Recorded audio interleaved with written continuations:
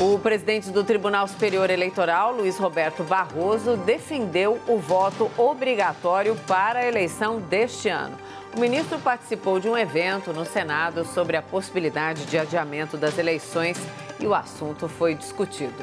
O tema de hoje é: o voto obrigatório deveria acabar no Brasil? Os nossos debatedores são Augusto de Arruda Botelho, advogado especialista em direito penal. Boa noite, Augusto. Boa noite, Mona Lisa. Boa noite, Caio.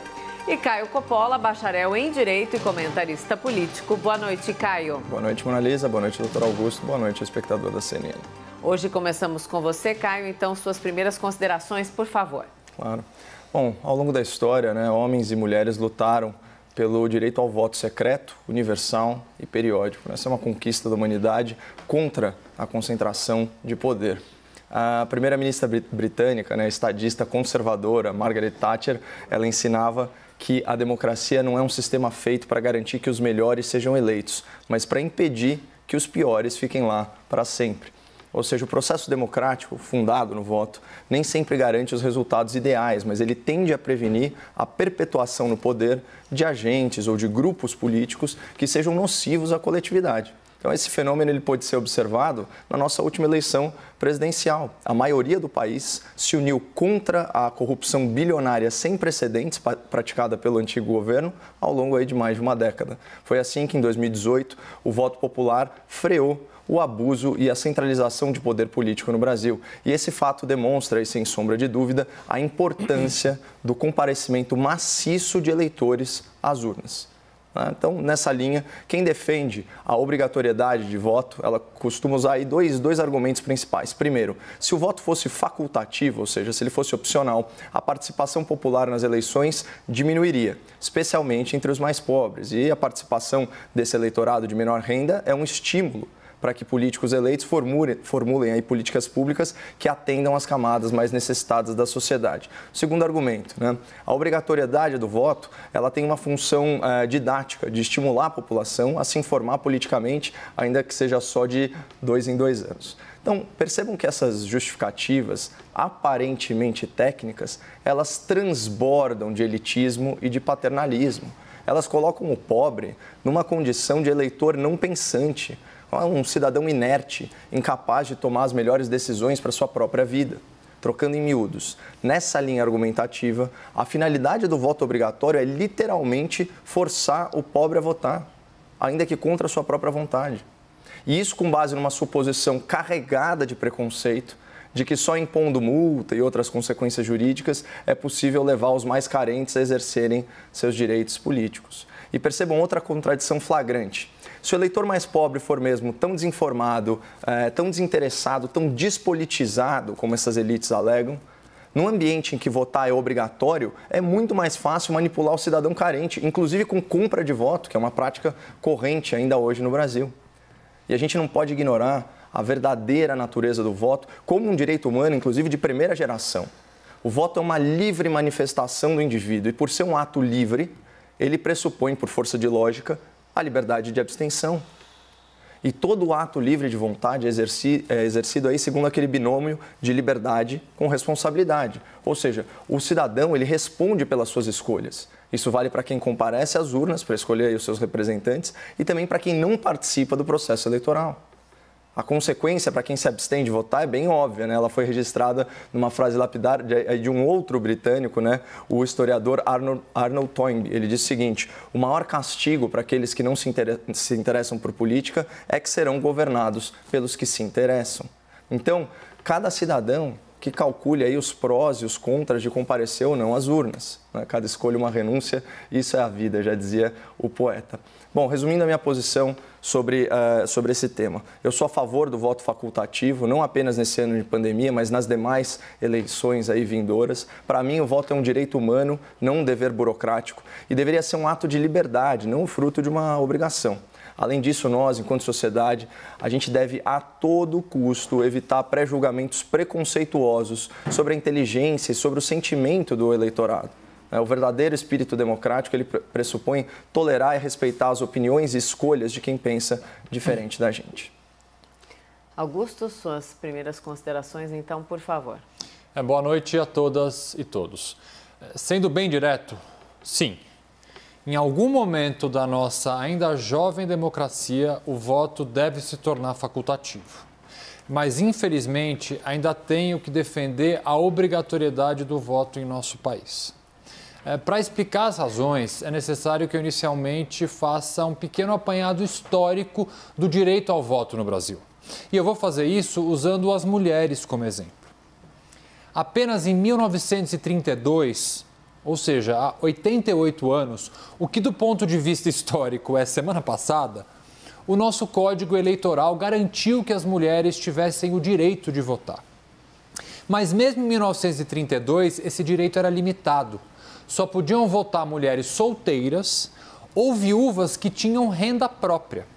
As mulheres casadas, e volto a dizer, há pouco mais de 80 anos, só poderiam votar, vejam só, com autorização de seus maridos.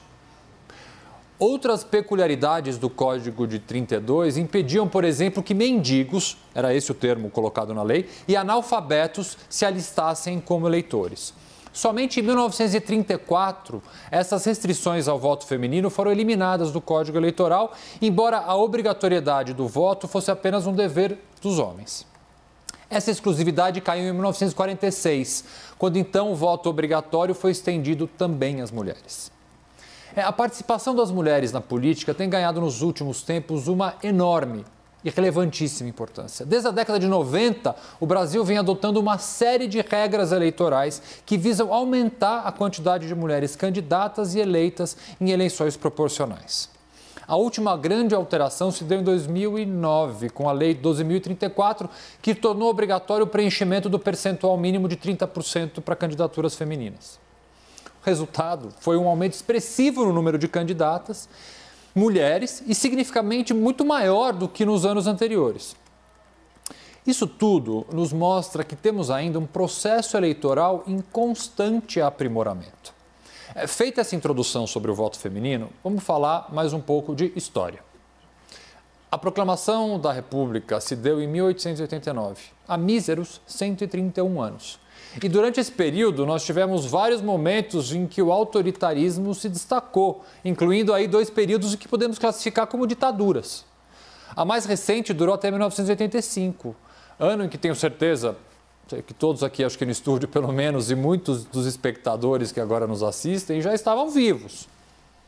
Nossa Constituição Cidadã, que conferiu uma série de importantes direitos e garantias fundamentais, é de 1988. Me desculpem por ser repetitivo, mas do ponto de vista histórico, 1988 é tipo 15 minutos atrás. Incluindo impeachments e golpe, nós ainda estamos no 9º presidente dessa recente era democrática.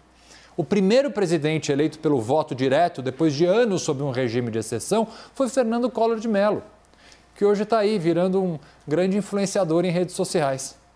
Por sinal, quem não segue o Collor no Twitter, recomendo que siga. É bastante divertido, para dizer o mínimo. Feita essa longa, mas necessária introdução histórica, eu vou dar os argumentos gerais de por que eu entendo que o voto em nosso país ainda deve ser obrigatório. Em primeiro lugar, o atual estágio da democracia brasileira, e esse apanhado histórico foi feito justamente para comprovar isso, não permite ainda o voto facultativo. Grande parte da nossa população vive em estado de pobreza e tem um baixíssimo nível de escolaridade. Essas pessoas muitas vezes desconhecem seus direitos, entre eles o direito de votar. A tendência é que com o voto facultativo, parcelas mais excluídas se excluam mais ainda no processo eleitoral. O segundo ponto é que o voto obrigatório tem um efeito pedagógico. O voto forçado, e eu sei que essa palavra é ruim, mas é a realidade, seria a formação de uma sociedade com uma cultura política mais forte, em que o hábito de votar e se informar sobre política e políticos seja uma realidade para a maior parte da população. O voto obrigatório, ao fim e ao cabo, aumenta o interesse das pessoas pela política e isso só tem pontos positivos. O terceiro e último argumento inicial é que a obrigatoriedade do voto faz com que, obviamente, mais pessoas votem. E isso legitima o resultado das eleições. O baixo comparecimento eleitoral poderia comprometer ainda mais a credibilidade das instituições políticas perante a população. E fortalecê-las é essencialmente e especialmente importante em democracias ainda não tão consolidadas como a nossa. Antes de finalizar, eu gostaria de registrar o seguinte. Eu entendo, respeito e até concordo com alguns argumentos usados por aqueles que defendem o fim da obrigatoriedade do voto. Minha posição é a atual e pode sim estar completamente sujeita a mudanças. Eu espero que o Brasil caminhe em direção à maturidade e à consolidação de sua democracia, que fará com que possamos, sim, fazer do voto algo facultativo. Só que em momentos como os atuais, que são bastante favoráveis à instabilidade política e institucional, eu ainda defendo o voto obrigatório como a medida, por enquanto, mais acertada. Vamos então ao debate. Augusto e Caio, por favor. Achei muito interessante o seu argumento de abertura, doutor, quando você disse que em algum momento o voto deve ser facultativo. Claro que você fez essa concessão porque você sabe, né, que o voto ele é um direito humano, né, de primeira geração, como eu falei nos meus argumentos iniciais. E, obviamente, se ele é um direito humano, né, ou seja, se ele reflete uma liberdade individual, uma garantia fundamental, ele não pode depender do decurso do tempo para ser implementado. Né? Isso é uma inversão de valores total e absoluta. Né? A liberdade individual ela tem que ser implementada assim que ela é verificada. Então, se nós aqui concordamos que o voto deveria ser facultativo, ele deveria ser facultativo a partir desse momento, porque ele reflete uma situação de liberdade política plena, que é o que a gente busca atingir. Você falou do voto feminino, votos dos miseráveis, ainda bem que essas questões já estão superadas na nossa democracia moderna. Assim também como a dificuldade de acesso à informação.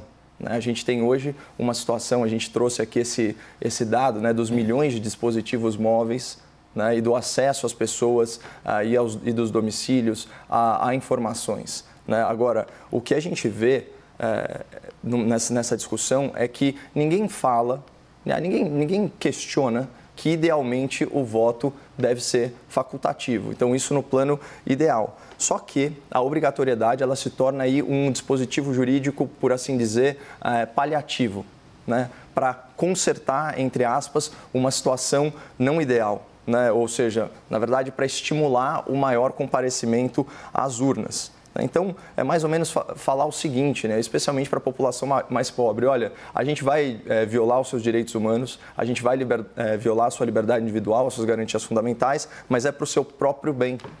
Então, você impõe uma condição ilegítima para o indivíduo em nome de um suposto bem coletivo. Isso é um utilitarismo que beira o maquiavelismo político. Então, você tem aí os fins políticos justificando meios eleitorais. Eu não acho que a coisa deveria funcionar dessa forma, até porque, de novo, eu vou insistir, eu vou repisar nesse argumento. Isso é uma visão elitista, é uma visão preconceituosa, né, de que o eleitorado mais carente não sabe o que é melhor para si, né, que ele não vai conseguir perceber que, se ele não participar do processo eleitoral, ele vai ter menos chance de ter a sua vontade respeitada e políticas públicas destinadas aí para eles. Né? Então, para mim, essa é uma suposição ela carregada de muito preconceito. E, de novo, o ambiente de voto obrigatório, ele, na verdade, favorece a manipulação da opinião pública.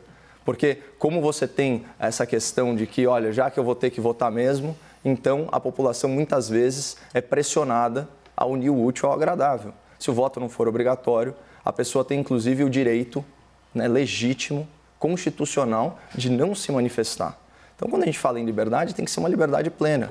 Se eu tenho direito a votar, eu tenho que ter direito a não votar também. E a gente não pode também querer ficar fazendo evidência. Né? E na prática, a gente sabe, pelas regras atuais, que, embora o voto não seja obrigatório, as sanções são tão leves que na prática a gente já tem essa situação. Você pode justificar, você pode pagar uma multa irrisória e você se livra aí das consequências jurídicas, né? Sem falar que o voto ele já é facultativo, né, entre os jovens de 16, 18 anos, até um tema interessante isso, né? O jovem pode escolher o presidente da República aos 16 anos, mas não responde penalmente, né? Então, isso é um grande absurdo. Mas, enfim, ele já é facultativo entre os 16 e os 18 anos e acima de 70 anos. No contexto da pandemia, é um absurdo o voto não ser facultativo. especialmente se a gente não tiver até outubro, né, com algum tratamento ou alguma vacina para o novo coronavírus. Eu acho que tem uma proposta para reduzir a idade, se não me engano. Claro, falando. Exatamente, porque a gente sempre falou aqui, né, que o risco de mortalidade ele cresce, 60, ele cresce exponencialmente conforme a idade. Mas não só isso, tem muitos jovens também que de repente não querem correr esse risco, né, doutor? Então, assim, é legítimo, né, se a gente paralisou a economia, se a gente está deixando o PIB, se a gente está enfraquecendo o PIB em 20 bilhões de reais por semana, se a gente está explodindo o déficit primário, né, em nome desse controle, na eleição tem que deixar facultativo. Você vai obrigar as pessoas a se aglomerarem? Eu concordo com aquelas soluções paliativas de fazer mais de um dia de votação. Sim. Eu sou a favor de tudo isso, os horários, etc. e tal. Mas é lógico que isso vai causar aglomeração e isso aumenta o contágio. Vai saber como vai estar a situação daqui a alguns meses, se a gente já vai ter superado aí em algumas localidades, né, as questões de saturação do sistema de saúde. Então, assim, no contexto da pandemia, não faz o menor sentido o voto ser obrigatório. E aí, para as outras eleições, a discussão ela é válida, é isso que a gente está fazendo aqui.